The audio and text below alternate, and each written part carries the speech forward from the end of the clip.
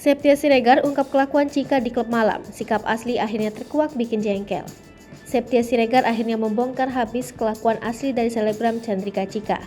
Sebelumnya diketahui, jika Septia diduga jengkel dengan Chandrika Cika yang membuat putra Siregar mendekam di penjara. Dilansir dari akun Instagram Rupi Gosip mengunggah pernyataan dari Septia Siregar, ungkap kelakuan Cika yang bawa pacar di klub namun tetap pindah-pindah table. Dalam kesempatan itu, Septia seolah mengungkapkan amarahnya, sehingga membongkar kelakuan asli Cika yang berpindah-pindah meja, meski bawa pacar saat datang ke klub.